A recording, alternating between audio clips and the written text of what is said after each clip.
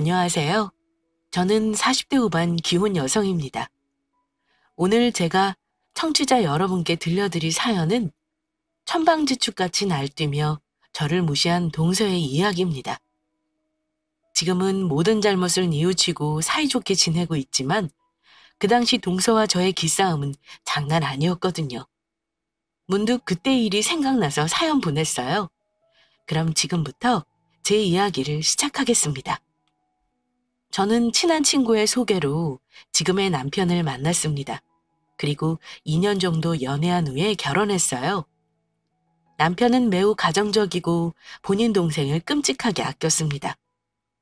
오죽하면 결혼하기 전에 본인 동생을 잘 챙겨줘야 한다며 신신당부를 할 정도였어요. 내 동생은 의대 졸업하고 의사 될 사람이야. 돈이 한두 푼 들어가는 건 아니겠지만 돈 들어가는 것만큼 신경 많이 써줘야 해. 아빠 일찍 돌아가시고 장남인 내가 우리 집안 가정으로서 최선을 다했어. 그러니까 동생은 나한테 아들과도 마찬가지야. 결혼하면 당신도 우리 동생 아들이라 생각하고 살뜰히 잘 챙겨줘. 내가 이렇게 부탁할게. 아이고, 누가 보면 정말 친아들인 줄 알겠어. 동생이 그렇게도 좋아?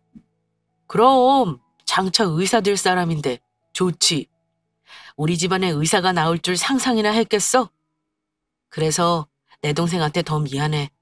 다른 집은 과외며 학원이며 돈 쏟아부었는데 우리 집은 그런 형편도 못 되고 못 해준 게 많아.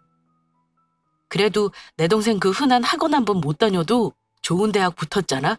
얼마나 기특하냐? 난 내 동생이 제일 자랑스러워.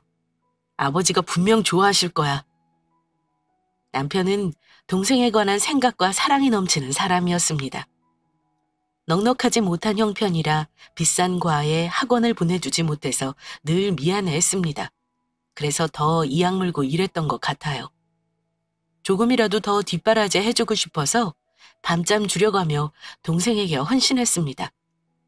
남편에게 이렇듯 귀한 동생이기에 저도 같은 마음으로 도련님을 뒷바라지했어요.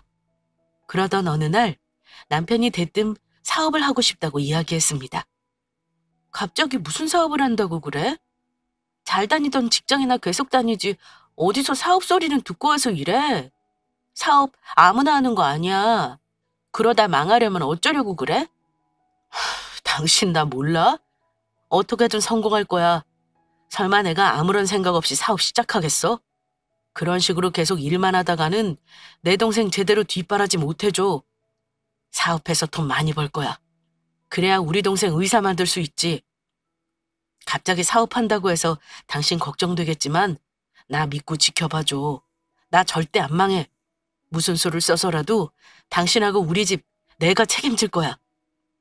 사업의 사자도 모르던 저였기에 남편의 사업 소식은 그리 달갑지 않았습니다. 혹여나 대출받은 돈을 몽땅 다 잃게 될까봐 걱정스러운 마음뿐이었죠. 그런데도 하나뿐인 남편을 믿었습니다. 남편은 가정에 충실하고 생활력이 강한 사람이라 죽을 힘을 다해 노력할 것이란 걸 알기 때문이었죠. 그렇게 남편은 작게 사업을 시작했습니다. 한 1년 정도는 정말 고생을 많이 했어요. 그런데 어느 순간 자리를 잡고 나니까 매출은 점점 올라갔습니다. 이거 봐. 내가 뭐라 그랬어? 내가 분명히 될 거라고 했지? 당연히 잘 돼야지. 당신이 그동안 고생한 게 얼만데. 이제 자리도 어느 정도 잡혔고 매출도 계속 올라가고 있으니까 당신 몸 좀 챙겨. 이러다 혹시라도 쓰러질까 봐 걱정돼. 우리 집 가장인데 당신이 잘못되면 안 되지. 이 사람아, 걱정할 걸 해야지. 내가 얼마나 건장한데. 그리고 물 들어오는데 너 안 젓고 가만히 있으면 안 돼. 확실히 굳혀놔야 된다고. 계속 이렇게만 된다면 우리 집안도 그렇고 당신도 그렇고 내 동생 공부하는 것도 아무 걱정 없겠어. 남편은 눈으로 보여지는 성과에 참 행복해했습니다. 끼니도 거르고 잠도 줄여가며 고생이란 고생은 다 하면서도 전혀 힘들어하지 않았어요. 그저 애지중지하는 도련님을 도와줄 생각에 힘이 불끈 솟아오르는 사람이었습니다. 그런데 하늘도 참 무심하시지. 이렇게 죽을 듯 노력하는 사람에게 너무나 가혹한 일이 터져버렸습니다. 여보, 그게 무슨 소리야? 사업을 접는다니. 잘 되는 사업을 하루아침에 왜 그만둬? 남편은 마치 쫄딱 망하기라도 한 사람처럼 희망 없는 눈빛으로 저를 쳐다보며 사업을 마무리한다고 했습니다. 저로서는 잘 되던 사업을 왜 그만두는지 이해할 수 없었어요. 그런 제게 남편은 어깨를 들썩이며 고개를 숙였습니다. 내가 부족해서 그래. 뭐든지 적당히 했었어야 하는데 조금만 더 이렇게 욕심부리다가 큰 코 다쳤지 뭐. 그게 무슨 소리야? 큰 코 다치다니. 무슨 일 생긴 거야? 더 잘 되고 싶은 마음에 무리하게 계약을 진행했어. 그런데 그만 사기를 당하고 말았네. 돈에 눈이 멀어서 거래처랑 덜컥 계약하고 값도 다 지급했는데 하루아침에 소리 소문 없이 날랐다는 거야. 거래처 계약한다고 무리하게 대출받았는데 어쩌면 좋아. 이자 갚을 돈도 없는데 내가 미쳤지 정말. 청전명력과도 같은 소리였습니다. 잘 되던 사업이 한순간에 사기를 당하고 망하게 생길 위기였으니까요. 남편은 무리하게 사업을 확장한 본인을 탓하며 절망에 빠져 있었습니다. 역시 당신 말이 맞나 봐. 사업하지 말고 그냥 계속 직장 다녔으면 이런 일도 안 일어났을 텐데. 이제 와서 그런 소리를 뭐하러 해. 당신은 그저 더 잘하고 싶어서 사업 시작한 거잖아. 괜찮아. 세상 살면서 이런저런 일 다 겪는 게 인생이지 뭐. 순탄하기만 하면 그게 사는 재미겠어? 괜찮으니까 그렇게 기죽을 거 없어. 우선 은행 대출금은 내가 어떻게든 마련해 볼게. 그럼 또 한 달 시간 벌 수 있잖아. 그동안 나머지 돈 구해서 해결해 보자고. 일단 급한 불부터 끄는 게 중요하니까. 미안해 여보. 이런 모습 보여서. 남편의 축 처진 어깨가 그렇게 마음 아플 수 없었어요. 우리 가족 살려보려고 죽어라 노력한 사람인데 이런 참혹한 현실에 무릎 꿇는 모습이 너무나 속상했습니다. 그래서 저는 주변에 있는 사람 여기저기 도움을 청해서 은행 대출금 갚을 돈을 겨우 마련했어요. 저 역시 돈 때문에 아쉬운 소리 하기 싫은 사람 중에 하나였는데 남편과 가정을 생각하니 못할 게 없더군요. 사정사정 해가며 마련한 돈을 남편에게 쥐어줬습니다. 은행 대출금 이걸로 해결해. 당신이 돈이 어디 있다고. 이 돈 어디서 난 거야? 어디서 나긴 주변 지인들한테 빌렸지 뭐. 내가 정말 미안해. 당신한테 면목이 없다. 그런 소리 그만해. 가족끼리 서로 힘 보태고 돕는 거지 뭐. 그나저나 이번 이자는 해결한다고 쳐도 다음 이자는 어찌해야 하나? 그건 걱정하지 마. 다음 날에 들어올 돈이 좀 있어. 이걸로 이자 갚으면 돼. 주변 사람들한테 아쉬운 소리 해가며 돈 빌리기 힘들었을 텐데 참 미안하고 고마워. 내가 더 열심히 일할게. 당신이 마음 써준 만큼 더 악착같이 일해서 다시 일어설 거야. 그래, 자기라면 충분히 일어설 수 있어. 당신이 누군데? 나 당신 믿어. 남편은 도련님의 등록금 고지서를 바라보며 쓴웃음을 지었습니다. 그리고 이날 밤새 잠 한숨 못 자고 담배만 피우더군요. 당장 은행이자 낼 돈도 없어서 여기저기 빌리는 판국에 등록금은 어떻게 해결할지 막막했습니다. 남편의 마음을 잘 아는 저도 괴롭기는 마찬가지였어요. 여보, 도련님 대학 등록금 어떻게 하게? 도련님한테는 걱정하지 말라고 큰소리 쳤는데 당신 등록금 낼 돈 있어? 당연히 없지. 그럼 어떡해. 이번 달 안으로 등록금 내야 되는데 또 어디서 돈을 빌리나? 아니야, 빌릴 필요 없어. 그럼 무슨 수로 등록금을 내려고? 나 사업 정리할 거야. 뭐? 사업을 정리한다고? 여보, 이번 고비만 넘기면 당신 다시 일어설 수 있어. 당신이 이 사업한다고 얼마나 고생하고 준비를 많이 했는데 아깝게 왜 정리를 해? 내가 이러라고 아쉬운 소리 해가면서 돈 빌린 줄 알아? 당신한테는 미안하지만 어쩔 수 없었어. 동생 등록금 낼 돈은 마련해 놔야지. 당신이 빌린 돈 이 돈으로 우선 등록금 내고 사업은 다 정리할 거야. 팔 거 다 팔고 정리하면 남은 돈 별로 없겠지만 그래도 그 돈으로 당신이 빌린 돈은 갚을 수 있겠어. 그런다고 해결돼? 은행 대출은 어쩌고? 파산 신청해야지 뭐. 뭐? 그렇게 하지 않으면 다른 방법이 없어. 이번 고비만 넘긴다고 해도 당장 등록금이 아쉬운데 어쩌겠어? 그냥 사업 정리하는 게 맞아. 그 다음 파산 신청하고 빚 어느 정도 정리될 때까지 다시 열심히 일해봐야지. 어디 받아줄 회사가 있을지는 모르겠지만 나 당신하고 우리 가족 절대 안 굶겨. 막노동이라도 해서 먹여 살릴 테니까 내 결정 존중해줘. 나도 쉽게 내린 결정 아니야. 그래도 너무 아깝잖아. 당신이 얼마나 힘들게 쌓아 올린 가게인데 맨날 도련님 챙긴다고 희생이란 희생은 다 하고 이게 뭐야? 미안해. 하지만 어쩌겠어. 내 하나뿐인 동생인데 내 동생 의사 만드는 게 내 인생 목표고 소원이야. 난 우리 동생이 멋진 흰 가운 입고 의사가 될 수만 있다면 그거면 됐어. 그걸로 만족해. 참, 동생밖에 모르는 바보가 따로 없죠? 남편은 그저 동생이라면 간이고 쓸개고 다 떼어줄 사람이었습니다. 남편과 저는 밤새 잠 한숨 자지 못하고 뜬 눈으로 날이 밝아오는 걸 바라봤습니다. 깊은 무게감이 느껴지는 한숨만 고요한 정막을 깨트렸죠. 그리고 남편은 아침도 거르고 회사 일을 정리하러 나갔습니다. 저는 집에서 몸이 편찮으신 어머님을 돌보며 집안일로 몸을 괴롭혔어요. 그러다 저녁이 되었을까. 현관문 앞에서 소란스러운 소리가 들렸습니다. 이거 나 알바해야 한다고.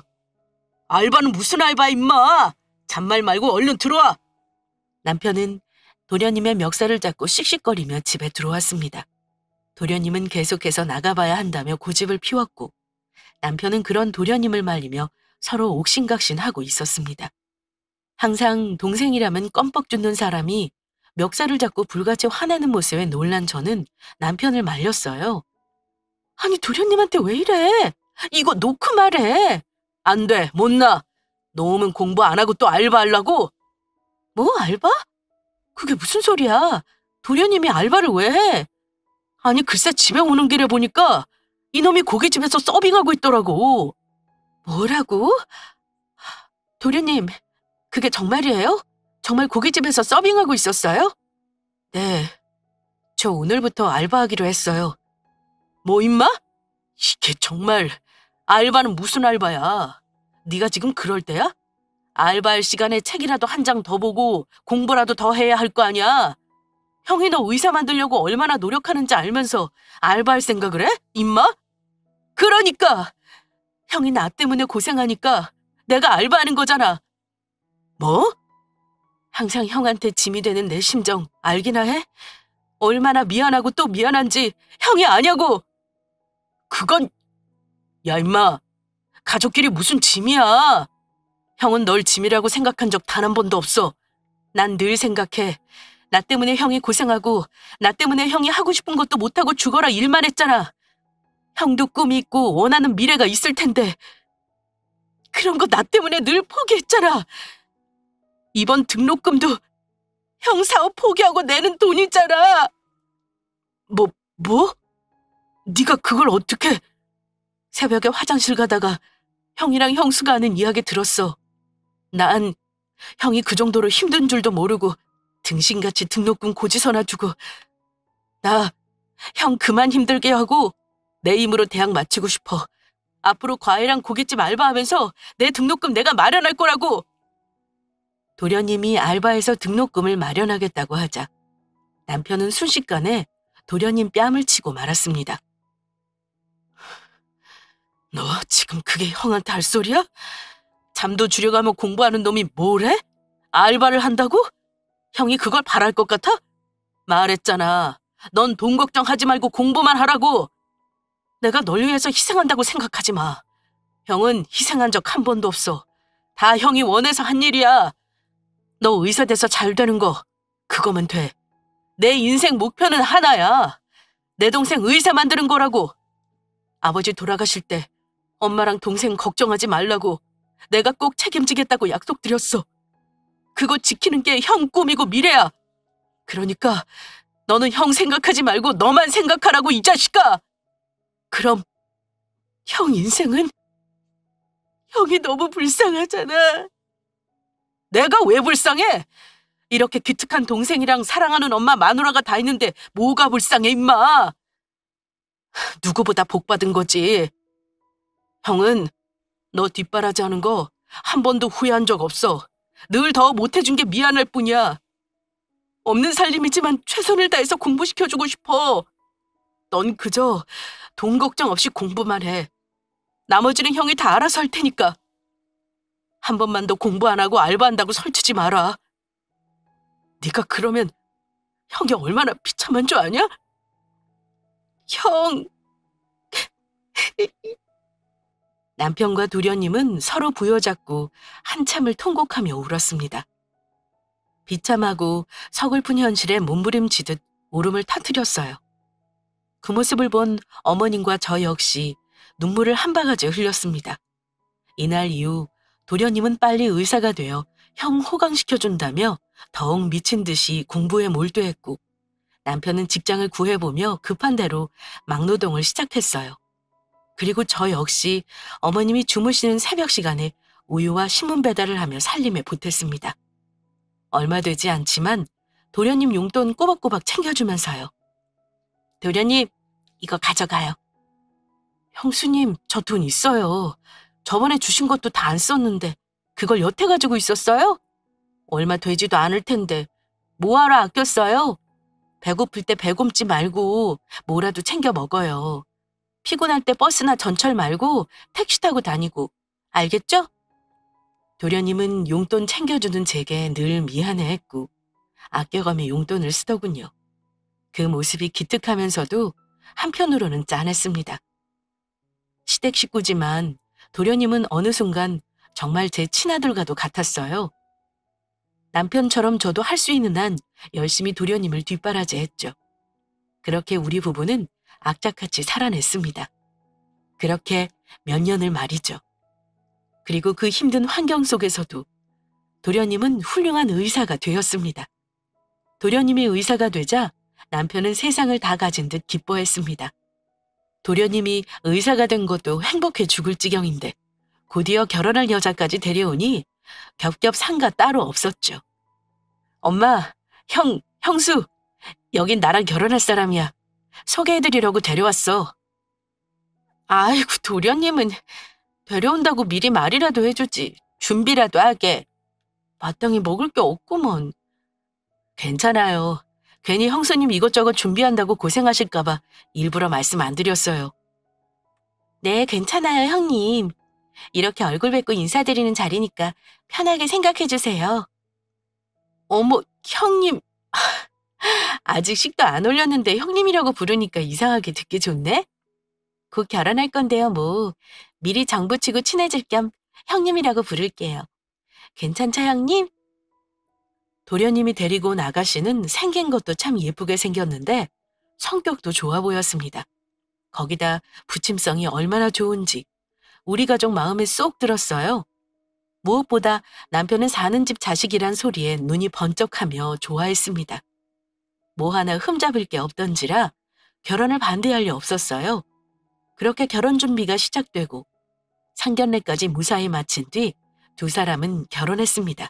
그리고 도련님이 결혼하고 처음 맞는 아버님 제삿날이 되었어요. 예, 새아기는 언제 온다고 그러니? 음식 준비하려면 일주 가서 거들어야 하는데 지금까지 안 오고 뭐 하는지. 일이 좀 바쁜가 봐요. 오는 중이라니까 금방 도착할 거예요. 동서는 일 마치는 대로 온다고 했는데 시간이 지나도 나타나지 않자 어머니는 걱정하며 제사상 차리는 걸 도우려 하셨습니다. 아우, 어머니 두세요. 제가 할게요. 아니야, 나도 거둘 수 있어. 그 정도 힘은 있다. 그래도 안 돼요. 그러다 돌아가신 시아버지가 제 꿈에 나와서 저 혼내시면 어떡해요? 하나뿐인 시어머니 부려먹는다는 소리 듣고 싶지 않으니까 저기 앉아서 좀 쉬세요.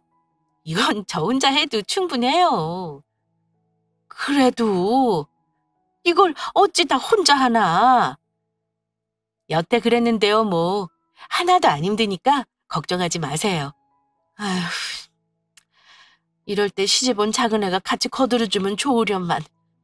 시집 와서 고생만 한 우리 큰며느리한테 미안해 죽겠네. 내가 정말 너한테 미안하다.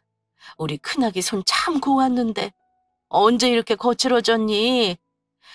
앞으로는 힘든 일 다 작은 며느리 시키고 넌 이제 좀 쉬어라. 어머니는 제 손을 따스하게 잡으시며 눈시울을 붉히셨어요. 저도 덩달아 지난 세월을 생각하며 먹먹한 기분을 느꼈습니다.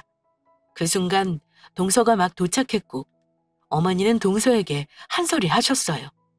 지금 시간이 몇 시인데 이제 오니? 큰애 혼자서 전 부치고 음식 준비 다 했다. 오늘 네 시아버지께 처음으로 인사드리는 날인데 오늘 같은 날 일찍 와서 같이 도우면 좋잖니. 어머니, 제가 어디 집에서 놀기만 하는 사람도 아니고 이러다가 왔는데 조금 늦을 수도 있죠. 너무 그러지 마세요. 다음부터는 안 늦도록 노력할게요. 형님, 고생하셨어요. 아니야, 동서. 고생은 무슨. 늘 하던 거라 이 정도는 식은 죽 먹기야. 이야기 그만하고 얼른 손 씻고 와서 제사상 차리는 것 좀 도와라. 큰애 너는 아침부터 장 보고 고생했으니 앉아서 한숨 돌리고. 저는 괜찮다며 거절했지만 어머니는 힘을 쥐어짜내며 저를 거실 쪽으로 밀어내셨습니다. 알게 모르게 저를 보며 윙크하셨어요. 아무래도 계속 고생한 제가 마음이 쓰이셨나 봅니다. 그 모습을 본 동서는 순간적으로 표정이 싹 변하면서 소리쳤어요. 형님 없이 저 혼자 어떻게 하라고요? 뭐야?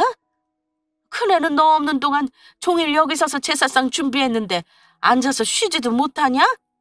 다 한 거 마무리는 네가 하면 되지 뭘 못해. 어머니, 제가 형님하고 같아요? 저 집에서 손에 물 안 묻혀보고 자랐어요. 그런 제가 형님 없이 혼자 할 수 있을 거로 생각하세요? 아버님 제사상 다 망치게 하고 싶으시면 그러시던가요. 저는 절대 혼자 못해요. 잘할 자신 없다고요. 그래요, 어머니. 어차피 다 한 거 같이 마무리할게요. 이것만 하면 되는걸요, 뭐. 동서는 저와 어머니를 곱지 않은 시선으로 보며 씩씩거렸습니다. 그 모습에 어머니는 기가 찬다는 듯 헛기침을 하셨고 저는 분위기 이상해질까 봐 황급히 동서를 도우며 같이 마무리했어요. 그런데 동서는 옆에서 계속 투덜거리더군요. 대체 이걸 어떻게 하라는 거야? 뭘 해봤어야 알지. 이런 건 그냥 돈 주고 사람 시키는 거 안 되나? 뭐하러 일일이 다 만들고 있대? 요즘 누가 집에서 이런 걸 한다고. 마냥 성격 좋고 서글서글하게만 봤는데 싫은 티 팍팍 내며 온갖 짜증을 다 부리는 동서를 보니 황당했습니다. 그래서 자연스레 동서 눈치를 보게 되더라고요. 동서, 그렇게 힘들면 그냥 둬. 내가 하면 되니까. 하긴 동서처럼 집에서 곱게 자란 사람이 뭘 하겠어? 다 처음 해보는 걸 텐데. 그러니까요.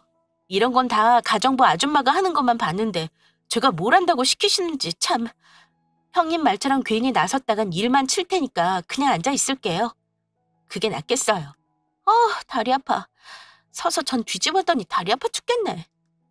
누구는 종일 서서 전 부치고 음식 만들었는데 10분 정도 서서 전 부친 거 두고 다리 아파 죽겠다며 징징거리는 동서. 생각보다 엄살이 심하구나 싶으면서 참 철이 없게 느껴졌습니다. 역시 사람을 겉모습으로 판단할 수 없구나. 겪어봐야 아는구나 싶더라고요. 결국 모든 준비는 제 손을 거쳐서 마무리되었습니다. 그리고 제사가 끝나자마자 동서는 피곤하다며 뒷정리하지 않고 사라졌어요. 어머니는 그 모습이 마음에 안 드셨는지 아니면 정리하는 제게 미안하셨는지 돌아오는 명절에는 동서를 시키려고 벼르셨습니다. 아예 동서에게 전화해서 일찍 오라고 신신당부하시더군요. 그렇게 명절이 되자 동서는 내키지 않는 표정으로 집에 왔습니다.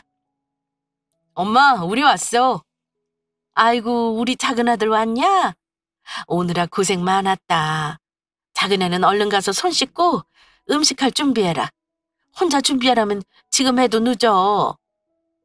혼자 준비하라뇨? 형님은 어쩌시고요? 큰애는 요즘 무리를 많이 해서 그런지 요즘 피곤해하는구나. 손목도 안 좋고. 내가 잠시 쉬라고 했으니까 네가 먼저 시작하고 있어. 아니에요, 어머니. 동서 혼자 못해요. 나랑 같이 해, 동서. 아유, 좀 쉬래도 손목에 파스는 덕지덕지 붙여서 어찌하려고 그래. 우유 배달하다 손목이 조금 삐끗했는데 어머니는 걱정하시며 자꾸 쉬라고 말리셨어요. 그 모습을 곱게 보지 않던 동서가 결국 소리를 꽥 질렀습니다. 어머니! 정말 너무하세요. 형님은 며느리고 저는 무슨 부엌대기예요? 같은 며느리인데 왜 형님만 차별하세요? 이런 식이면 명절이고 뭐고 저 음식 준비 못해요.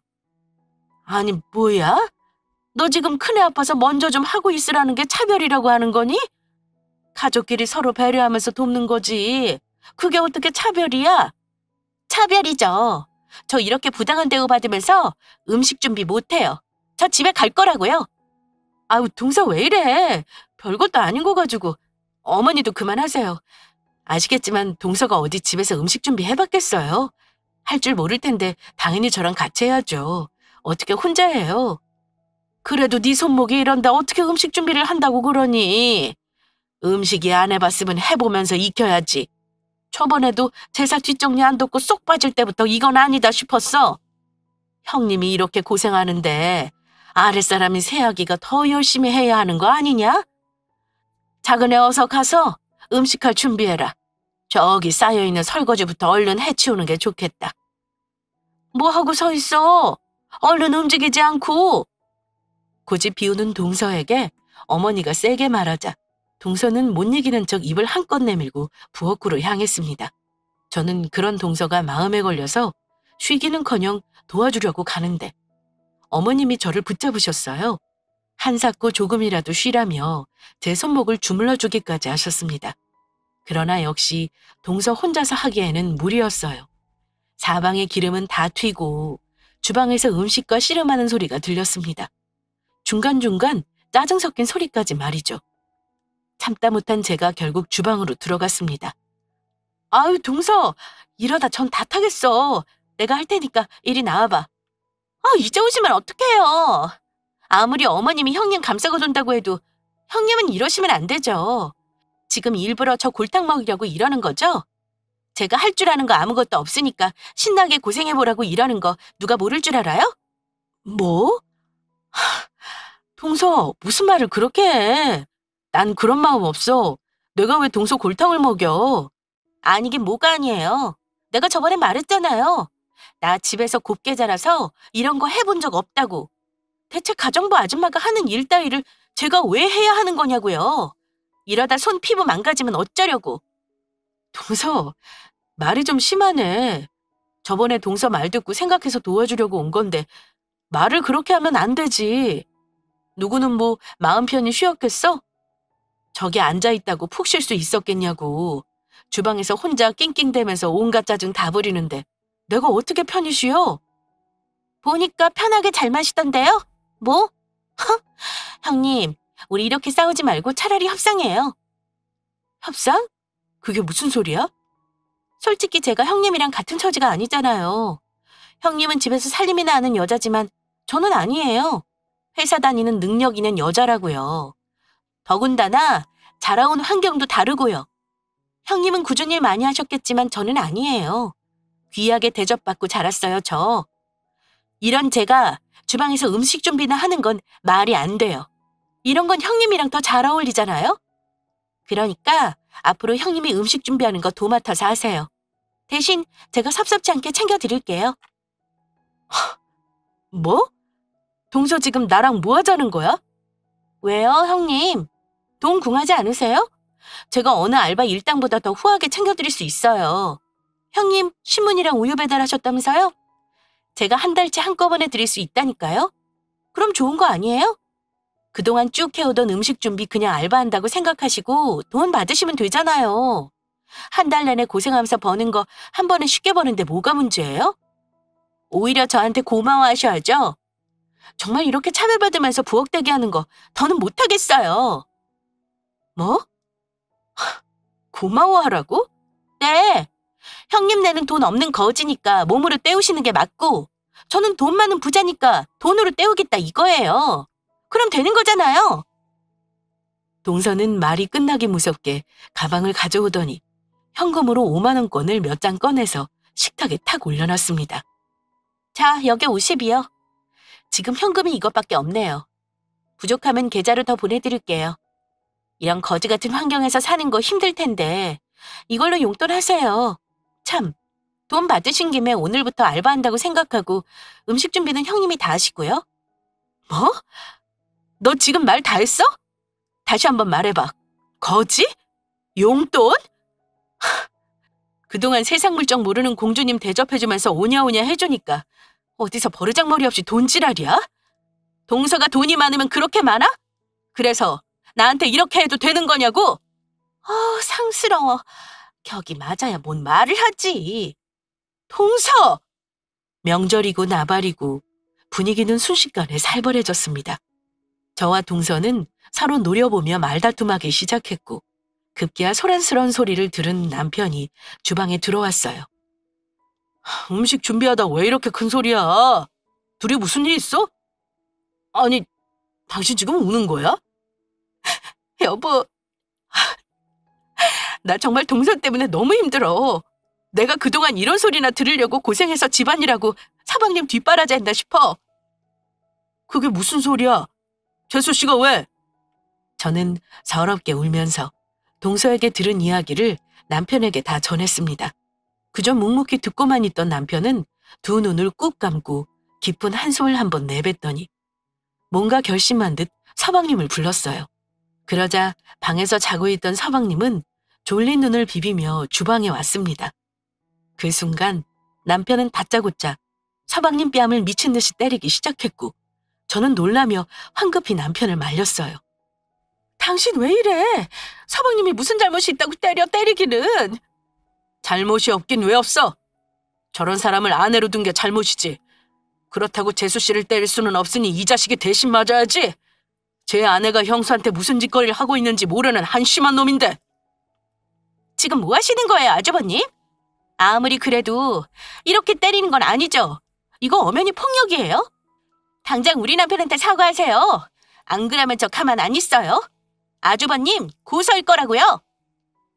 남편이 서방님을 때리려고 손을 다시 지켜들자 동서는 화들짝 놀라며 앞을 가로막아 섰습니다. 그럼 재수 씨가 우리 아내한테 한 말은 폭력 아니랍니까? 그것도 엄연히 언어 폭력이에요. 어디 감히 형님한테 그따위 소리나 하고 앉아있냐고. 그렇게 내 아내가 만만해? 없이 살았다고 만만하냐고. 우리 아내 나한테 시집와서 고생만 하고 살았어. 그런 사람한테 감히 거지란 소리를 해? 그럼 거지한테 거지라고 하지 뭐라고 해요. 맞잖아요, 거지. 동서는 흥분한 남편을 상대로 조금도 물러섬이 없었습니다. 고개 빳빳이 들며 따지고 들자 서방님은 그런 동서를 팔로 슬쩍 밀치며 그만하라고 표현했어요. 그리고 저를 보며 물었습니다. 형수, 그게 무슨 소리예요? 거지라뇨. 정말 제 아내가 형수한테 그런 소리를 했어요? 했어요. 없이 산다고 얼마나 무시하던지. 현금으로 50만 원 주면서 아르바이트 하라고 하네요. 본인 대신 혼자서 음식 준비하며 용돈이나 벌어가라고. 나 같은 거지는 돈 50 받고 고마워해야 하는 거라고 하네요. 아무리 없이 살았지만 어린 동서한테 이런 말 들으면서 무시당할 줄은 상상도 못했어요. 너 그게 정말이야? 정말 형수한테 그렇게 말한 거 맞아? 그래, 맞아. 그게 뭐. 자기도 봤잖아. 어머님이 나 일부러 차별하면서 군기 잡으시려 하는 거. 내가 그런 대접 받을 사람은 아니잖아? 뭐? 서방님은 뻔뻔하게 나오는 동서를 경멸 섞인 눈으로 바라봤습니다. 그리고 분노에 찬 눈으로 쳐다보다 이내 동서의 뺨을 치고 말았어요. 동서는 한 대 맞고 놀라서 토끼 눈이 된 채 서방님을 쳐다봤습니다. 우리 이혼해. 뭐? 이혼? 자기야, 지금 겨우 이깟 일로 날 때린 거야? 그것도 모자라서 뭐? 이혼? 지금 보는 눈도 많은데 내 편 안 들고 뭐 하는 거야? 이런 식으로 나오면 안 되지. 내가 네 편을 왜 들어? 넌 내 아내 될 자격이 없어. 네가 이렇게 이기적이고 못된 애인 줄 알았으면 절대 결혼 안 했어. 감히 누구한테 거지란 소리를 짓거려? 너 당장 무릎 꿇고 사과해. 얼른 형수님한테 잘못했다고 사과하라고! 자기야. 늘 조용하고 순하기만 한 서방님이 이렇게 큰 소리치고 화내는 모습을 처음 본 저는 놀라서 입이 떡 벌어졌어요. 그리고 동서 또한 화난 서방님의 모습을 처음 보는 듯 했습니다. 놀라서 벌벌 떨며 얼어붙어 있더군요. 우리 집에 없이 살았다고 시댁 식구들이 그렇게 만만해? 네가 함부로 입에 올릴 수 있는 분들이 아니야. 나한테 어떤 분들인지 네가 알기나 해?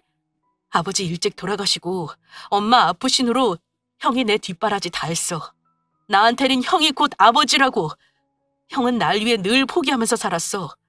그저 나 하나 의사 만들겠다고 꿈이고 미래고 본인 삶 다 포기한 채 헌신하며 살았다고. 그뿐이야? 형수님은 또 어떠셨는데? 시집와서 고생만 시키는 남편이랑 그 밑에 딸린 동생 지겨울 만도 한데 한 번도 불평불만 안 하셨어. 오히려 나한테 조금이라도 보태주시려고 그 새벽 일찍 일어나서 우유 돌리고 신문 배달까지 하셨다고. 고생고생하면서 번 돈, 주머니에 꼬깃꼬깃 접은 5만 원 넉 장, 용돈으로 꼬박꼬박 챙겨주시면서 밥 잘 챙겨 먹으라고 늘 응원하셨어. 형하고 형수는 나한테 아버지고 어머니나 다름없어. 형이랑 형수 없었으면 내가 의사 될 수 있었을 것 같아? 내가 이 두 사람한테 진 빚이 얼마나 큰지 네가 아냐고! 우리 형, 잘 되던 사업 포기한 돈으로 내 대학 등록금 내준 사람이야. 나한테는 그 누구보다 미안하고 고맙고 소중한 사람이라고. 그런 네가 뭔데 함부로 대하냔 말이야? 자기야, 난 그게 아니라.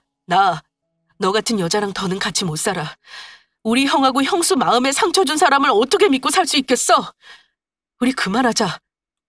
서방님은 단호하게 이혼하자고 뜻을 밝혔고 그 마음이 진심임을 알아차린 동서는 황급히 무릎을 꿇고 빌기 시작했어요. 자기야, 내가 미안해. 내가 이렇게 빌게. 잘못했어. 아주버님하고 형님이 자기를 위해 그렇게 헌신하신 줄은 꿈에도 몰랐어. 형님, 제가 잘못했어요. 한 번만 용서해주세요. 다신 형님께 버릇없이 안 굴게요. 제가 아까 못되게 말씀드린 거 다 잊고 마음에 담아두지 마세요. 제가 그냥 혼자서 미친 사람처럼 헛소리했다고 생각해주세요. 네? 제가 정말 잘못했어요, 형님. 그러니까 한 번만 용서해주세요. 저 오빠랑 헤어질 수 없어요. 제가 오빠를 얼마나 사랑하는데요. 동서는 정말 손이 발이 되게 싹싹 빌며 펑펑 울었습니다. 그렇게 가족과 행복하게 보내야 할 명절날, 우리 가족은 눈물만 쏟은 채 마무리되었어요. 동서는 서방님과 집으로 돌아갔고 서방님은 단단히 화가 난 듯 했습니다. 동서는 서방님의 마음을 돌리기 위해서 부단히 노력했어요. 하루가 멀다 하고 집에 찾아와서 제게 무릎 꿇고 싹싹 용서를 빌었습니다. 그 모습을 보니 서방님을 생각하는 동서의 마음이 얼마나 큰지 느낄 수 있었어요. 그리고 저는 결국 그런 동서를 용서해 줬습니다. 그리고 서방님에게도 그만 마음 풀고 받아주라고 이야기해 줬어요.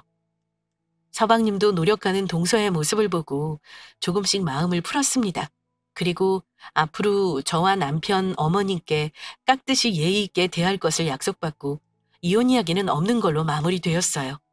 그 후로 동서는 우리 집에 오면 뭐든 열심히 하는 사람으로 바뀌었습니다.